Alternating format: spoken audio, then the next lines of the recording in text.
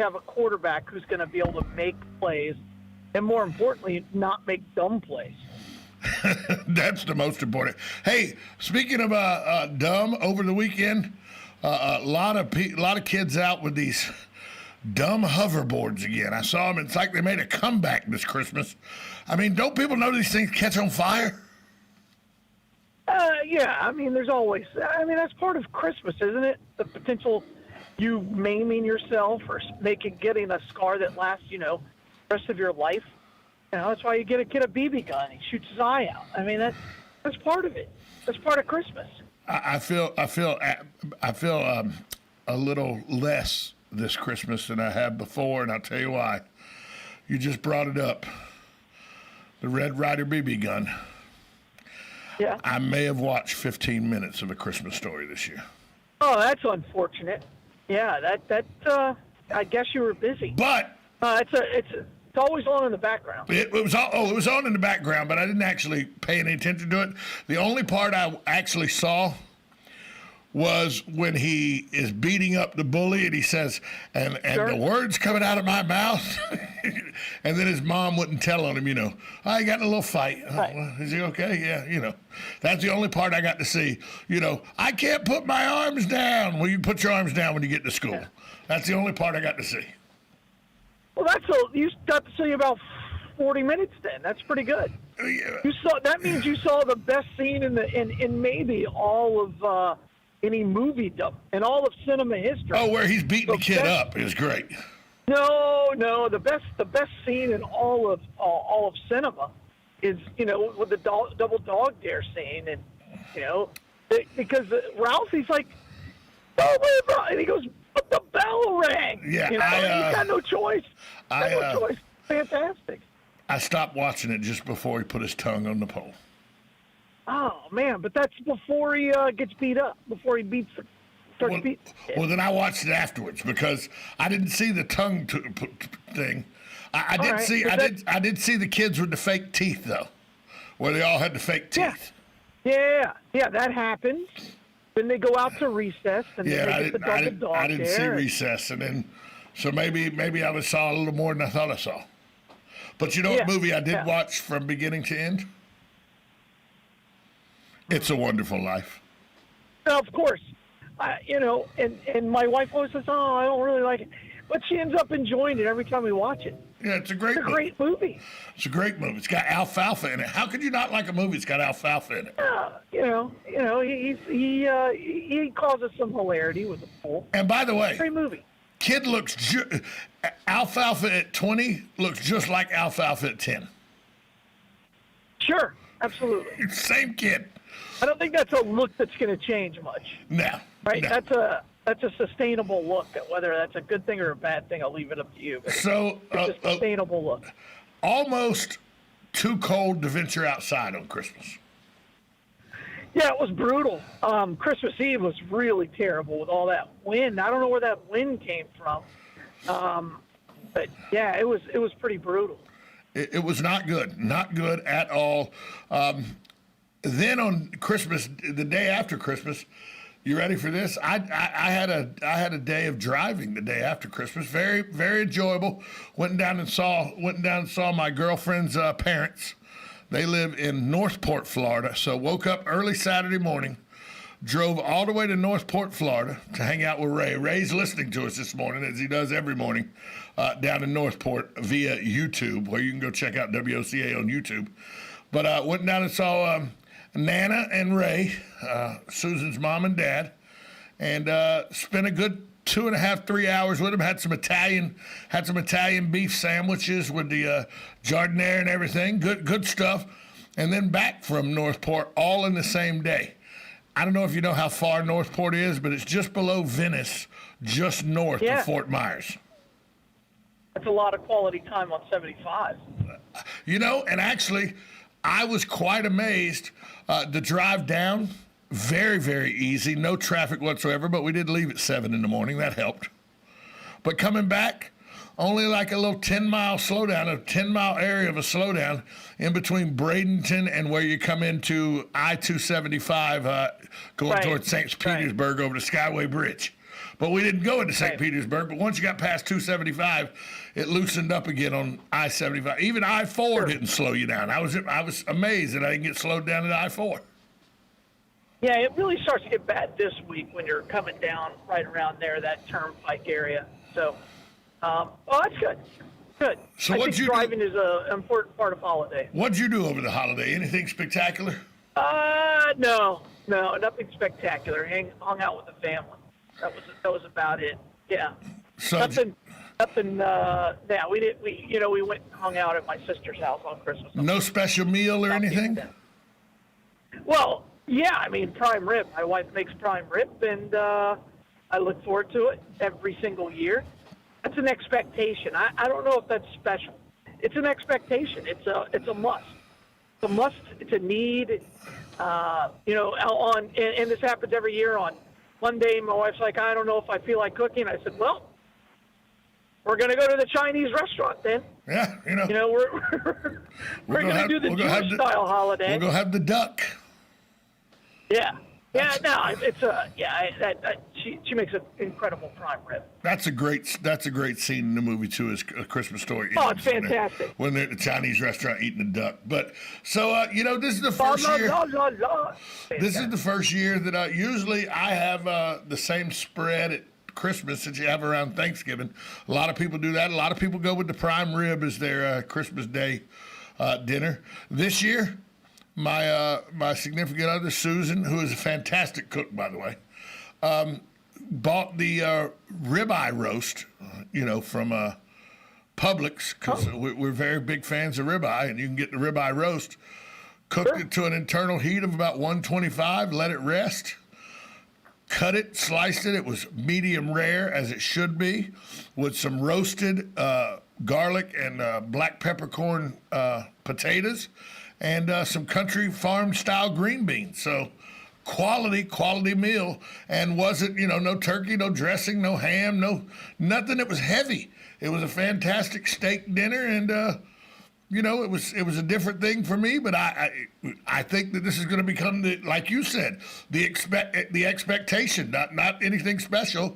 I'm going to expect now the prime rib or ribeye roast every Christmas.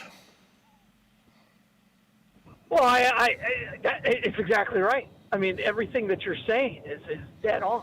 I mean, but as a man, you have to have some expectations.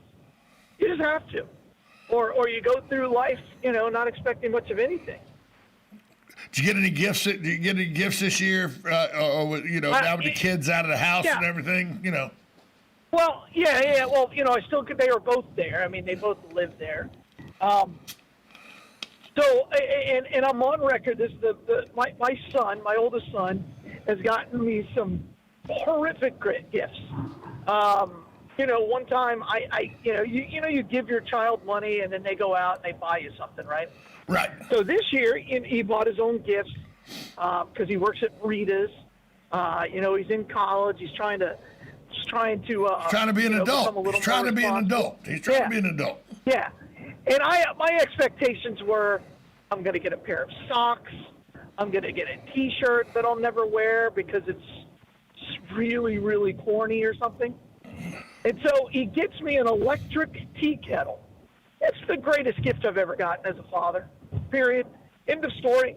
I told him, I looked at my other son, and he got me some brandy glasses, which were nice. And I opened up those first. I'm like, this is pretty good. I looked at my oldest son. I said, this is why I love him more. Set the bar. And set the bar. Yeah. And then the tea kettle comes up, and at first I wasn't sure what it was. And then you have to do a little research. I tried it, and by my fourth or fifth cup of hot tea, I looked at my oldest son. I said, "You are my favorite." And I looked at my youngest son. I said, "Shit, you got a lot of work to do." Got a lot of work to do. Got a lot of, and there's nothing like a nice English breakfast tea first thing in the morning. Oh, I'm not a big coffee guy. Right now. I'm not a coffee guy, but you get the English breakfast tea, you can't go wrong with that.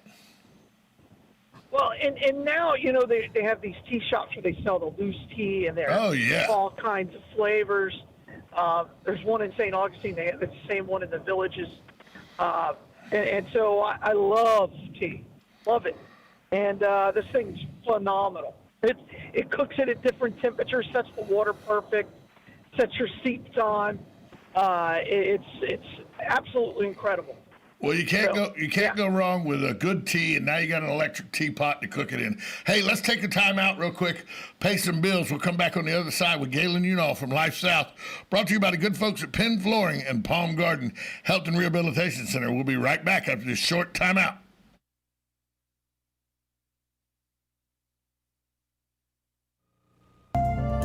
Hi, this is JP from Penn Flooring here in Ocala. I would like to invite you to come in and visit our spacious showroom where we have solutions for every style and budget. From wall-to-wall carpet to hardwood floors and tiles, we have an unsurpassed selection of flooring. At Penn Flooring, we've provided quality customer service with a family touch for over 25 years. Visit our website at pennflooring.com or come by our showroom, 1201 Southwest 17th Street, just over the bridge. Penn Flooring, quality customer service with a family touch. People ask me why I've worked at Palm Garden for so long, and I tell them it's the people. I love to hear the life stories, especially those from the greatest generation. Celebrating life stories is what sets Palm Garden apart, finding out what's important to them. And I love being a resource. Like Macy's Santa, if I can't help, I'll send them to Gimbel's. After all, Palm Garden is located on 34th Street. I'm Jan from Palm Garden. Call me and let's chat. 854-6262. Now you did it. Are you completely insane? He's back. He, who must not be named. The man, the myth. The only guy in Ocala to eat his own weight in fried pickles. Twice. Now, you asked for it. Sorta. Live and in person. It's Tom Schmitz. Back to Ocala Talks on a Monday after Christmas, but the Monday before New Year's. See, New Year's Eve is Thursday night this year, which means Friday is Recovery Day. I mean, New Year's Day. So, Galen, I know you as a family man with children and everything, there's no New Year's Eve huge party down with the ball dropping, New Year's kiss at midnight, frolicking out with the folks at some adult watering hole. You're probably at home watching Ryan Seacrest in matching pajamas with your wife, aren't you? No, I probably won't even make it till 10:30. I haven't seen the ball drop in probably decades. Yeah, I mean that's a young person's sport. New Year's Eve is for the young. Let them enjoy it. Usually this is the first New Year's Eve in probably 10 years that I'm not booked to DJ somewhere because a lot of the New Year's Eve galas and everything at country clubs and all canceled because of COVID. Once again, canceled COVID. But this is the first year in a long time. And, you're right. Usually when I was younger, when I was in my 20s, 25, 30, I was DJing. I was DJing nightclubs and stuff like that in the South Georgia area and around. Then as I got older, I went out a couple times. I enjoyed the New Year's Eve event that they had for a long time at City Walk at Universal, where they would close City Walk off, and it was $195, but you got all you could eat, all you could drink, open to all the bars and everything. You'd see two concerts, like I saw David Lee Roth and Gloria Gaynor together. Imagine that mix-up. Gloria Gaynor and David Lee Roth. I saw Cheap Trick and Devo. That kind of fit a little better, a little better. But and these were things where you had to dress nice and everything, and because of the price of it, everybody there was in their mid-30s or older, and it's 80s music, so that was okay. And then here the last 6-7 years, I've been doing country club galas, their New Year's Eve galas where everybody dresses up in black tie and everything. So you morph. You go from the huge drunken revelry where, you earn your bones by how many times you can, get sick and then rally and come back and drink some more in your 20s, to the black tie affairs where you get together, you have a nice meal, you have a jazz band playing, then a DJ later playing some of your favorite 70s and 80s dance music, and then you watch a ball drop about 12:15, everybody's loading up in their cars and going home. That's how my New Year's is morphed. Yeah, well, I work most of the time when it's on New Year's Day, so to me it's just another night. I mean, it's literally just another night. I mean, I'm working this year, New Year's Day. Do you think more people are looking forward to this year though, just because it gets them Oh, out absolutely. of 2020? Yeah.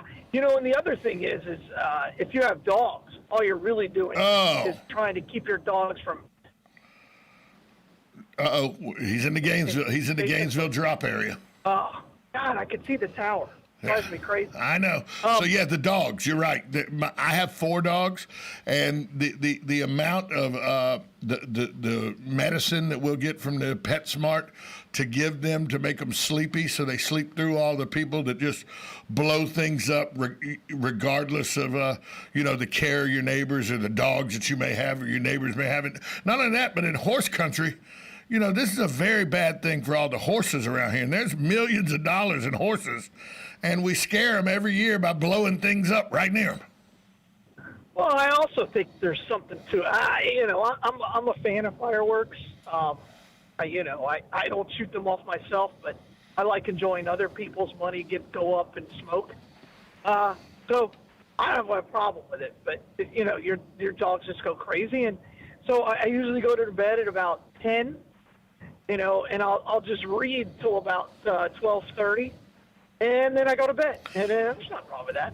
I enjoy fireworks if they're done by a professional pyrotechnic company. If you go see a fireworks display, like I'm a big fan. Every time we go to Disney, somebody goes, "Oh, we need to beat the crowds." No, we'll wait till after the crowds leave once the fireworks are over, because I want to watch the fireworks.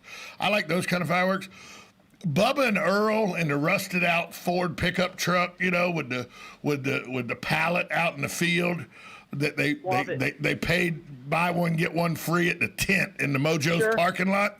I'm not real fond of those guys. Oh, I think they're fantastic. I mean, the chance for fingers and fire, people lose fingers, exactly. It's incredibly high. And again, that's part of the revelry. You have to. This is where you teach at about 10 or 11, you allow a child to light a firework or so, and you let them know that this could kill you. That's a part of the whole thing. Yeah, I guess See Jason. How far you could throw a bottle rocket at somebody. Yeah, I guess Jason. These are fun. I guess Jason Pierre-Paul missed that memo because he blew off 3 of his fingers. Sure. What, 4 or 5 years ago? Sure did. The Tampa Bay Buccaneer, he blew his fingers off. He was playing for the Giants at the time. Yeah, he played for the Giants because at the time. Of that, right. They cut him. Right. I had a friend of mine that this was probably 2009, 2010. I was doing trivia at a place in Gainesville. Late night trivia, college kids trivia, where it didn't even start till 10:30 at night. And one night they had some leftovers from the 4th of July or something. So they're out in the back parking lot, and this kid is going to hold onto this mortar. He's going to hold onto the mortar tube, and somebody's going to drop the mortar in to shoot it. Sure. Well, when he holds onto the mortar tube, it blew 2 of his fingers off in the parking lot. Moron. Yeah, well, he's a dummy. Yeah, and again, I don't think there's a problem with that. I think people need to understand that life has consequences. And to me, that's just like wearing a mask. Yeah.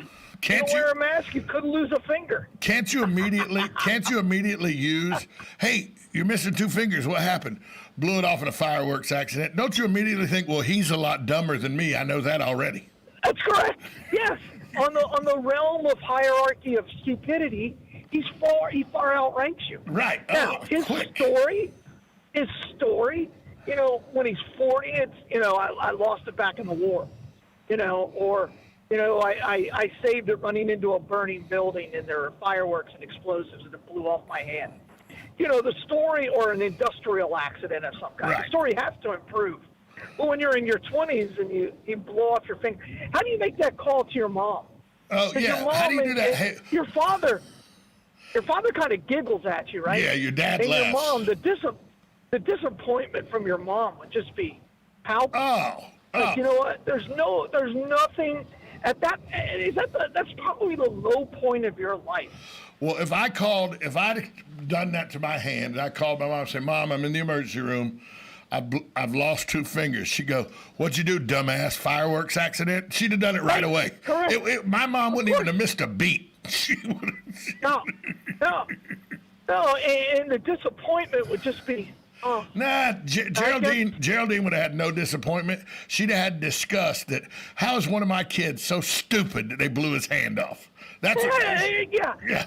It'd have been That's disgust. the initial response, but then when she's laying down in bed, she's like, I failed as a parent. No, Yeah, not my mom. She'd have blamed my dad the whole way. It's Smitty's. Oh, okay. Well, she'd there you go. have said something. She'd have rationalized it to one of my aunts. That's Smitty's side of the family coming out. That's what that is. That's his father's side of the family. A bunch of plowboys from Wisconsin think they just can do whatever they want to. Now he's missing 2 fingers. Way to go, Schmitzes. Oh, she'd have blamed the Schmitz side of the family. True. Oh, And again, wouldn't it have been a difficult that blame? blame is a part of the holidays. It's a holiday. Oh, tradition. 100%. You got that one uncle that comes over and gets trashed and vomits all over the place. You blame them. Yeah, that's the other side of the family. That's the in-laws. They're terrible people. Yeah, agreed. That's how that goes. I can't disagree with any of that. No, you just can't. Hey, we've almost went a whole segment where we started with sports and then never went back to it. It's probably best. There's some good football going on. There's going to be so many good games this week. There's some great football going on, except for the college playoffs, because there's only 3 teams that should be there. Yeah, but we'll still talk about it. One team's 6-0 because they've only played 6. They've only played 6 games. I think Notre Dame's going to surprise some people. I think that game's going to be better than people. Notre Dame's going to get killed. Notre Dame's going to get blown out. Okay. I think they'll cover. That's where my money's. Well, when you're playing Alabama, the point spread's 28. Most people can cover that. Correct. Most people can cover it. I'm betting the under I'm pulling a John Ivory. The under and the dog. The under. The under and the dog. Hey, Scott Van Pelt from ESPN's made a lot of money betting that way throughout his career. Yeah, well, he's a terrible person. He is a terrible person. Anybody who bets the under is a terrible person. I'm on record as saying you know that. what? I'll stay with that. People that bet the under or bet the don't pass line. Oh, wait, that's me. Yeah, correct. So we you should see the studio right now.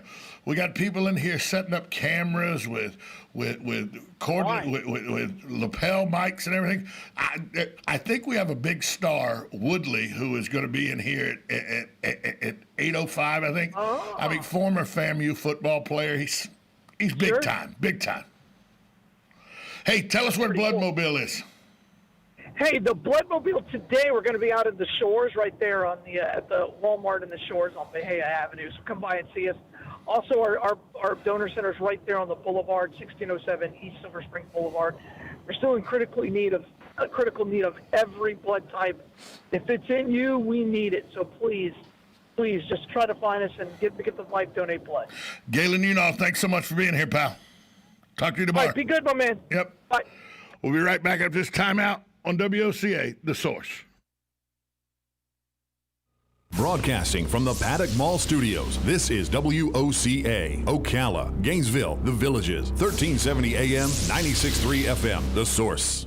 Today in Radio News with Lance Pride. Nashville, Tennessee officials on Sunday named Anthony Warner as the bomber in the Christmas Day explosion and said he died on the scene. He was present when the bomb went off and he perished. Don Cochran, the U.S. Attorney General for the Middle District of Tennessee, said during a press briefing. DNA from human remains recovered at the scene matched that from known DNA